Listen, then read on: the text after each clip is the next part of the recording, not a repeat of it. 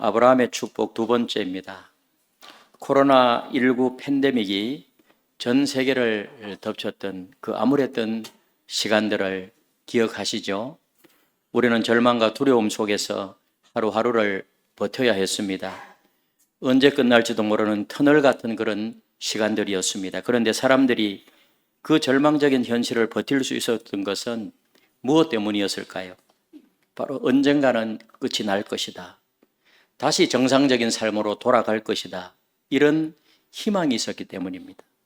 소망이 있었기 때문입니다. 여러분, 우리 인간은 소망 없이는 살 수 없는 존재입니다. 어떠한 시련이 와도 꺾이지 않는 소망, 시간이 흘러도 변치 않는 소망, 그리고 다음 세대까지 이어지는 소망을 가진 사람은 진정 복 있는 사람입니다.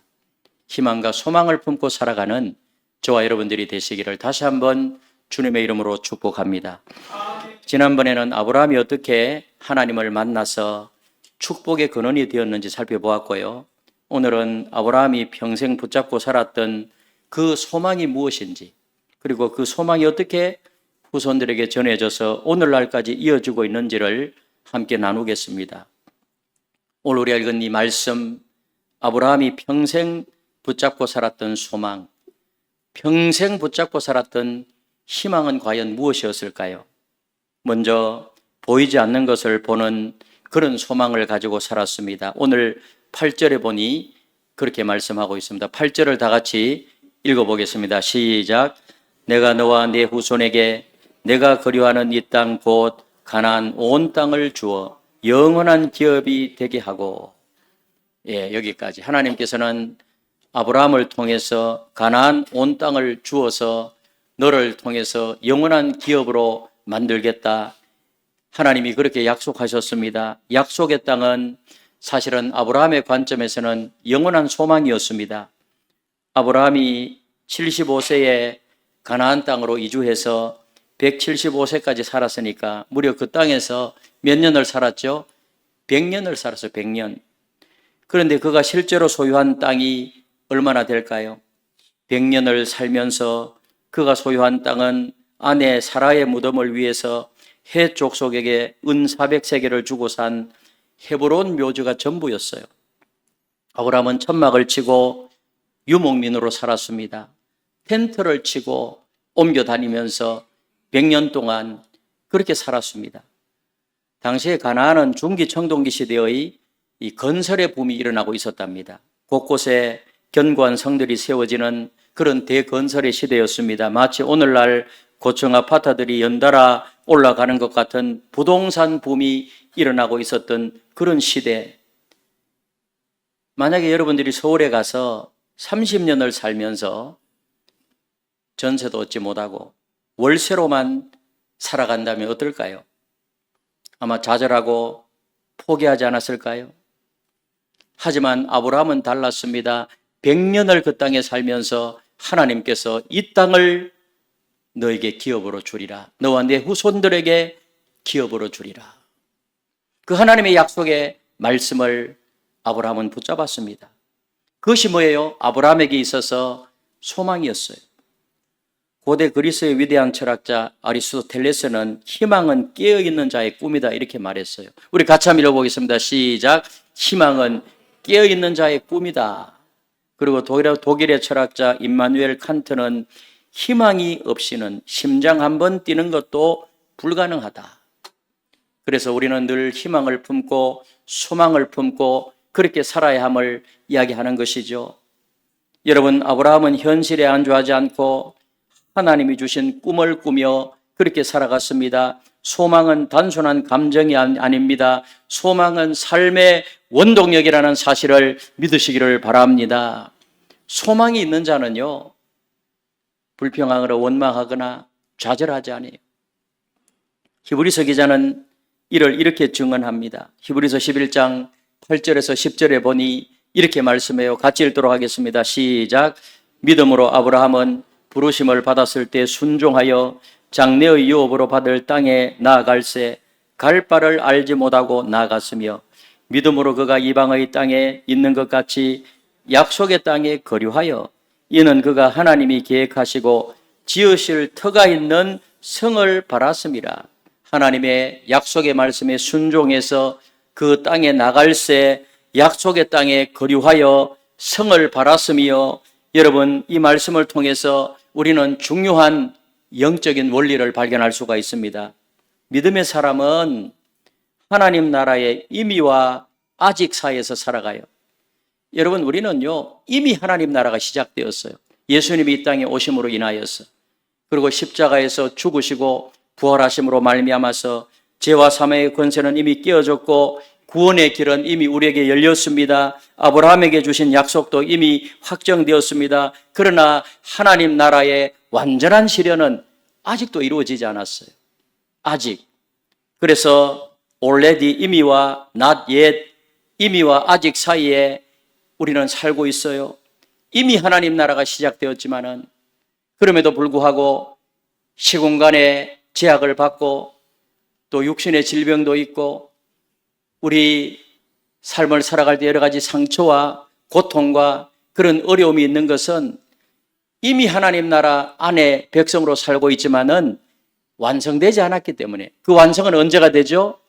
미래에 우리 주님이 땅에 오실 때, 또 우리가 우리의 인생을 이 땅에서 마치고 천국에 들어갈 때에 완성된 하나님 나라가 이루어지는 것이죠. 그 가운데서 우리는 살아가는데 현실적으로 우리가 이미 하나님 나라에서 완성되지는 않았지만은 살아갈 수 있는 삶의 방법이 뭔가 하면 우리는 소망 가운데 살아가야 될 줄로 믿습니다. 그래서 현재의 어려움과 고난과 크고 작은 시련은요, 장차 나타날 영광과 비교할 수 없다는 사실을 믿으시기를 바랍니다. 그래서 우리 그리스도인들은요, 희망으로, 소망으로 살아가는 사람들이, 그런 사람들은 오늘도 의미가 있고 내일도 의미가 있고 올해도 의미가 있는 삶이면 내년에도 의미 있는 삶이고, 왜? 우리의 미래는 희망이 있고 소망이 있기 때문에. 여러분, 그래서 우리의 생각을 바꿔야 돼요. 그런 사람들은 불평하거나 원망하거나 짜증내거나, 물론 한두 번 그렇게 할 수 있죠. 그러나 전체적인 틀에서는 우리는 긍정적으로 믿음으로 소망을 붙들고 살아가는 그런 존재라는 사실을 믿으시기를 바랍니다. 그러니까 얼마나 우리의 인생이 아름다워요. 아브라함은 눈에 보이는 현실보다 하나님의 약속을 더 크게 보았어요. 그래서 하나님의 약속을 바라보며 소망을 품고 살았기 때문에 100년을 기다릴 수 있었습니다. 여러분, 오늘 우리에게도 이러한 소망이 필요해요. 내 집 마련의 꿈을 포기하지 않는 소망, 사업이 어려워도 하나님께서 그 길을 열어주시고 복을 주실 것이라는 믿음, 자녀들이 하나님의 사람으로 자라날 것이라는 확신이 필요합니다. 소망과 믿음과 확신이 필요해요. 그렇게 나가게 되면 하나님의 인도하심과 돕는 은혜를 경험하게 될 줄로 믿습니다. 특히 이 시대의 젊은이들이요, 내 집 마련의 꿈을 포기하고 M4 세대라고 해요. M4 세대.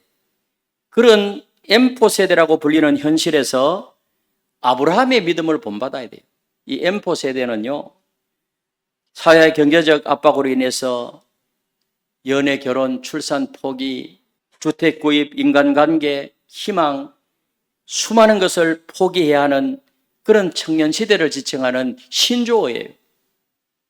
여러분, 우리 그리스도인들은요, 이런 M4 세대가 아니에요.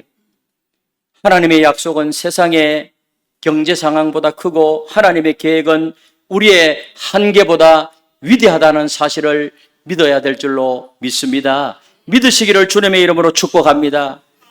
여러분, 아브라함은 보이지 않는 것을 보는 소망으로 무려 100년을 살았습니다. 우리도 현실의 어려움보다 하나님의 약속을 더 크게 보며 살아가게 되시기를 다시 한번 주님의 이름으로 축복합니다.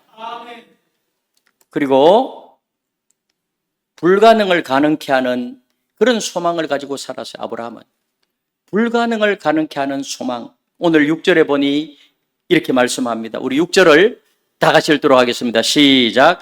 내가 너로 심히 번성하게 하리니 내가 내게서 민족들이 나게 하며 왕들이 내게로부터 나오리라. 하나님이 너로 심히 번성케 하고 민족들이 너를 통해서 나게 하고 왕들이 너로부터 나오게 하리라. 아브라함이 75세에 가나안으로 이주할 때 아브라함과 사라 사이에는 자녀가 없었습니다. 사라는 불임 여성이었어요. 그런데 하나님은 아브라함이 실망할 때마다 찾아오셔서 실망할 때마다.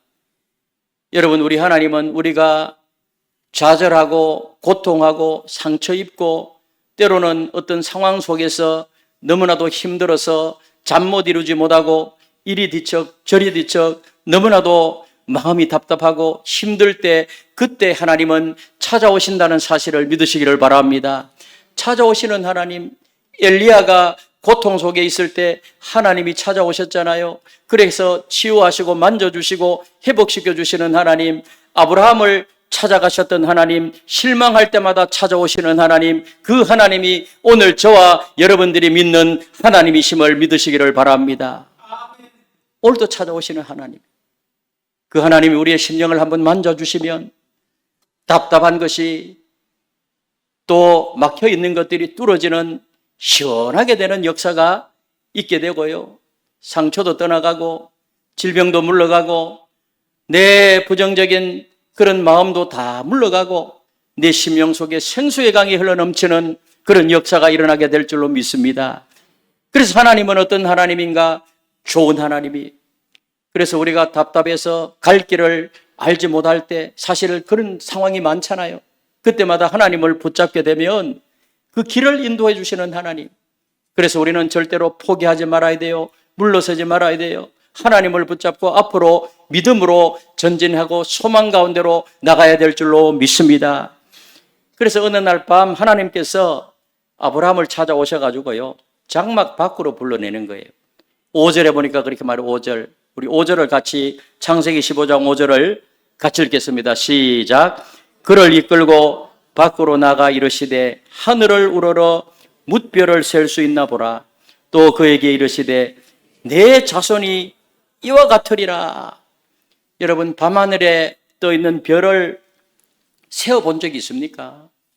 얼마 전에 몽골 갔다 오신 우리 권사님들, 그 몽골에 가면은 밤에 별이 많이 보이죠, 별. 우리나라는 이렇게 뭡니까? 날씨가 이 미세먼지 이런 것 때문에 저녁에도 별이 잘 안 보여요.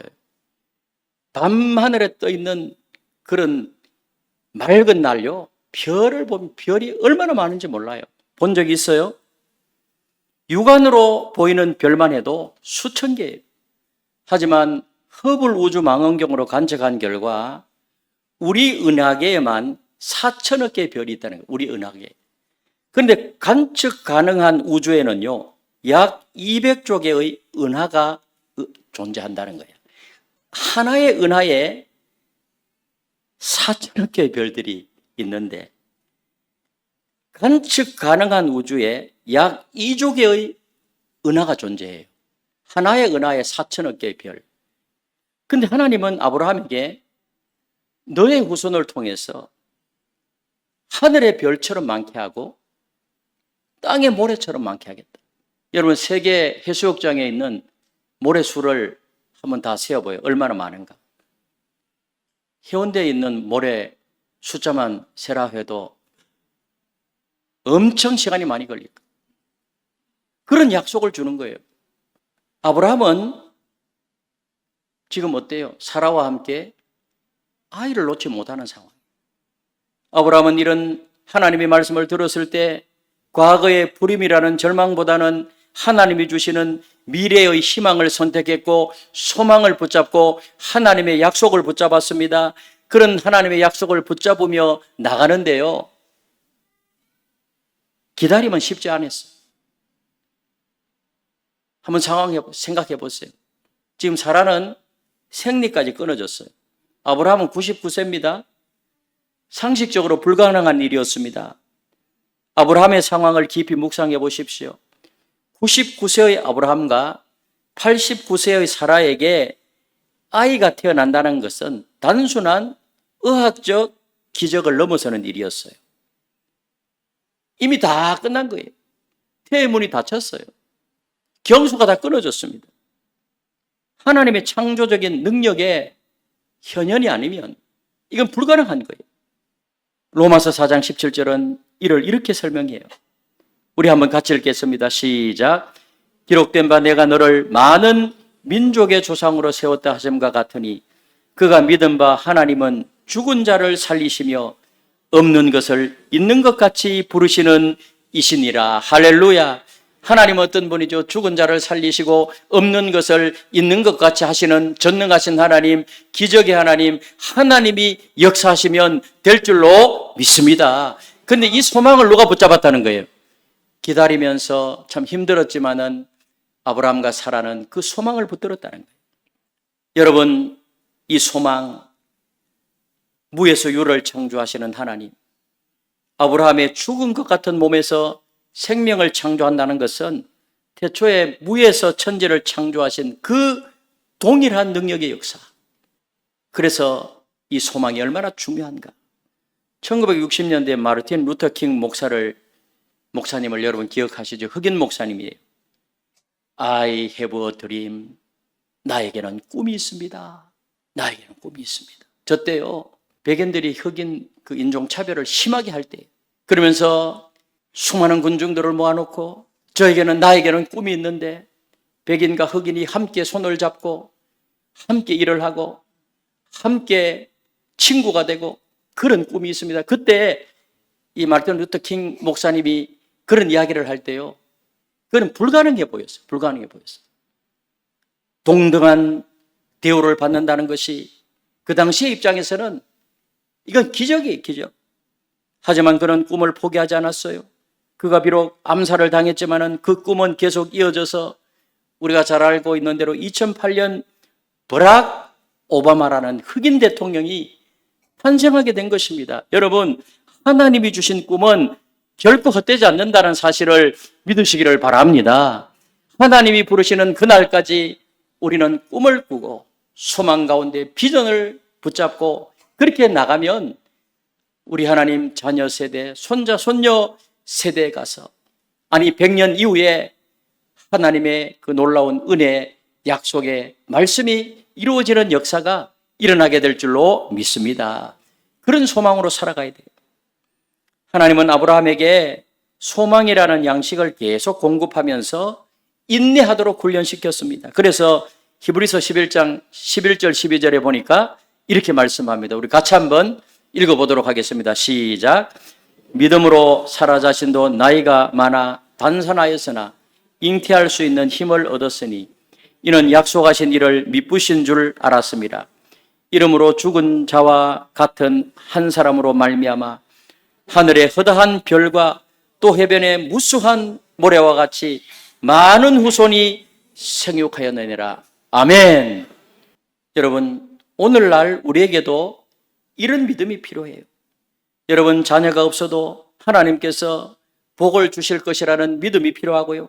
사업이 어려워도 하나님이 도와주시고 하나님이 앞으로 형통케 하실 것이라는 소망, 건강이 좋지 않아도 하나님이 치유할 것이라는 확신이 필요합니다. 믿음이 필요하고 소망이 필요하고 확신이 필요하고 그렇게 하나님을 붙잡고 나아가는 저와 여러분들이 되시기를 예수님의 이름으로 축복합니다. 특히 이 시대에 불임으로 고통받는 부부들, 경제적으로 참 힘들어하는 가정들, 건강 문제로 좌절하는 성도들에게 이 아브라함의 믿음은 큰 위로와 우리에게 소망이 됩니다. 여러분, 하나님의 능력은 우리 한계를 초월하는 거예요. 성도 여러분, 아브라함은 그런 불가능한 상황 속에서도 하나님의 전능한 그 능력을 신뢰했습니다. 우리도 어떠한 절망적인 상황에서도 하나님은 무에서 유를 창조하시는 분임을 믿고 소망을 포기하지 말고 믿음으로 전진해 나가는 그런 우리 모든 하나인 가족 여러분들 다 되시기를 다시 한번 주님의 이름으로 축복합니다. 마지막으로 아브라함은요, 세대를 이어가는 소망을 가지고 살았습니다. 세대를 이어가는 소망. 오늘 창세기 17장 7절에 보니까 이렇게 말씀합니다. 같이 읽겠습니다. 시작. 내가 내 언약을 나와 너 및 내 대대 후손 사이에 세워서 영원한 언약을 삼고 너와 내 후손의 하나님이 되리라. 그래서 아브라함과 사라는 소망을 먹고 사는 사람이에요. 소망을 먹고 사는 사람. 우리 옆에 있는 분들하고 인사합시다. 소망을 먹고 삽시다. 그리고 이 소망을 어떻게 했죠? 다음 세대에게 전했어요.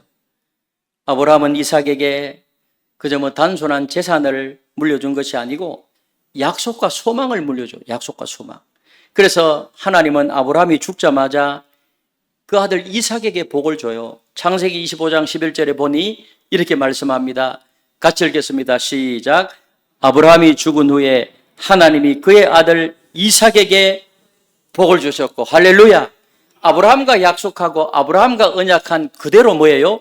그 아들 이삭에게 하나님이 복을 줬어요. 아브라함이 죽고 나서. 그리고 창세기 26장 3절 4절에서 하나님은 아브라함에게 주셨던 그 약속을 이삭에게 확인해 줘요. 어떻게 확인해 주는가 함께 읽어보겠습니다. 시작. 이 땅에 거류하면 내가 너와 함께 있어 내게 복을 주고 내가 내 아버지 아브라함에게 맹세한 것을 이루어 내 자손을 하늘의 별과 같이 번성하게 하며 내 자손으로 말미암아 천하 만민이 복을 받으리라. 아멘. 이거 누구하고 약속한 거예요? 하나님이 아브라함과 언약을 맺은 겁니다. 이 언약이라는 것은요, 하나님이 일방적으로 하나님의 신실하심에 근거해서 이건 피로 맺은 약정이에요. 그래서 아브라함과 너 자손을 통해서 하늘의 별처럼 땅의 모래처럼 그 너의 후손을 통해서 내가 복을 주리라. 그걸 누구하고 또 한번 확인하죠? 그 아들 이삭과 함께 다시 확인하는 거예요. 그리고 영원한 언약이라고 말하는데 이것은 시간과 공간을 초월하는 그런 영속성, 영원한 언약. 이것은요, 단순한 혈통적 계승을 넘어서 신앙적 계승, 영적 유산을 가르치고 전해주어 다음 세대가 온전히 받아 익히게 하라, 이런 것이 포함되는 것이죠. 영원한 언약. 이것이요, 아브라함과 이삭에게만 해당되는 것이 아니고 우리는 이미 영적 아브라함의 후손이기 때문에 오늘날에도 현재적으로 계속해서 이어져야 한다.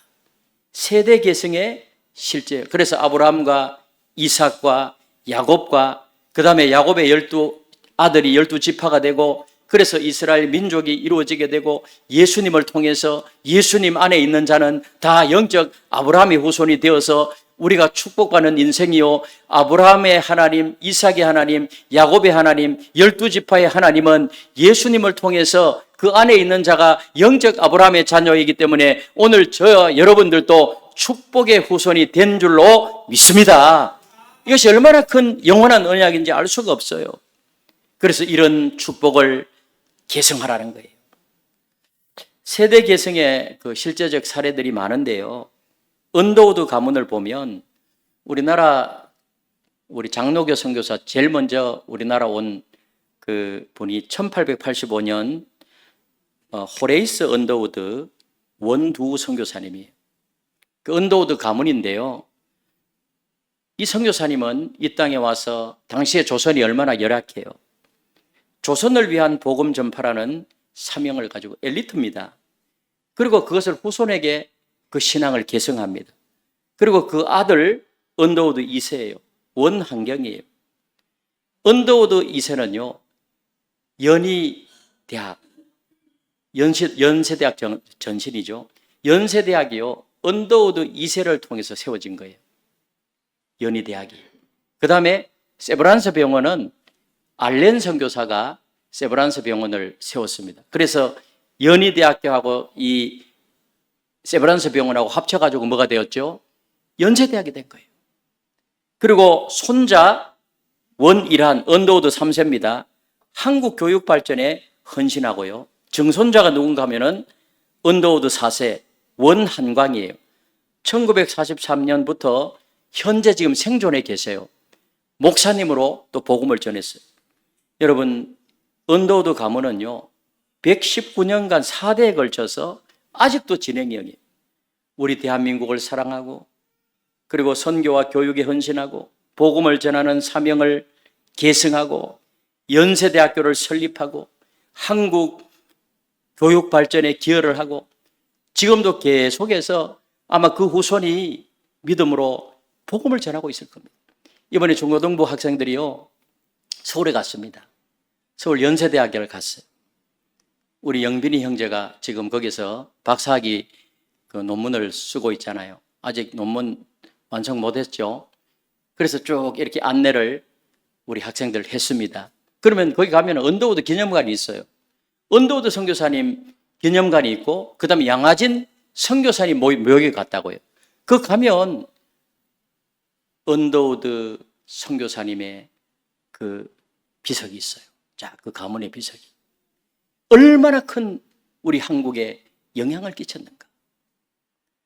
여러분, 이런 신앙의 계승, 여러분 자녀들에게, 손자 손녀 또 그 자녀들에게 믿음을 계승하면 각 영역에서 교육적인 영역, 또 뭐 정치적인 영역, 경제적인 영역, 사업적인 부분, 여러 영역에서, 또 선교사님, 목사님, 그런 영역에서 여러분 후손들 가운데 이 나라의 민족을 위해서 또 세계를 위해서 헌신하는 그런 위대한 인물들이 여러분 후손을 통해서, 우리 교회에 소속된 우리 다음 세대 후손들을 통해서 일어나게 될 줄로 믿습니다.